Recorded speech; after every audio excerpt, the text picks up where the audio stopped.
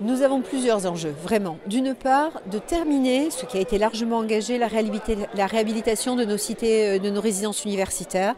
Normalement, dans les 2-3 ans à venir, tout l'ensemble du parc sera réhabilité. Ça, c'est un objectif réel. Le deuxième, de poursuivre des constructions de logements. À chaque fois que du foncier disponible qui correspond aux attentes des étudiants sera rendu possible. Vraiment, nous avons plus un sujet de trouver du foncier qu'une problématique de financement ou de compétences pour savoir mener une opération immobilière, ce que nous savons bien faire. Et puis, transcender tout cela, de poursuivre ce que nous avons largement engagé, de travailler sur les usages, sur l'animation de nos résidences, comment habiter les espaces le mieux possible, que ce soit nos résidences ou que ce soit nos espaces de restauration, comment les animer, les habiter le mieux possible en réponse aux attentes des usagers, de nos étudiants, attentes et besoins qui sont très évolutifs. Alors nous avons la chance dans la région Occitanie d'avoir 30% de la population qui a moins de 25 ans.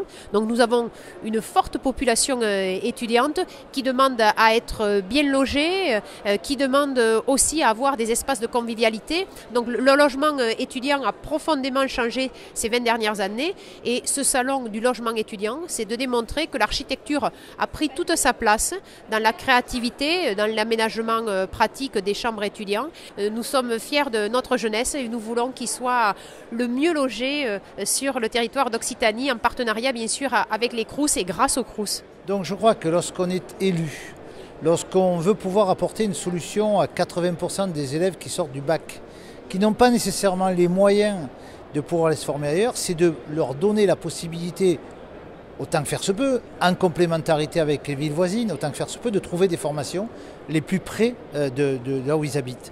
Et donc, en même temps, de leur faciliter la vie au niveau du logement. Et nous devons, dans nos responsabilités d'élus, traiter ça de façon globale. Aujourd'hui, on ne peut plus concentrer tout le monde sur des cités universitaires. Et les centres-villes aujourd'hui offrent souvent des possibilités de logement étudiant. On peut avoir des logements en cohabitation, on peut avoir des logements dans l'intergénérationnel, ça fonctionne remarquablement bien. On peut avoir des ensembles d'hôtellerie sociale dans lesquels on retrouve à la fois des apprentis, à la fois des étudiants, à la fois des jeunes travailleurs.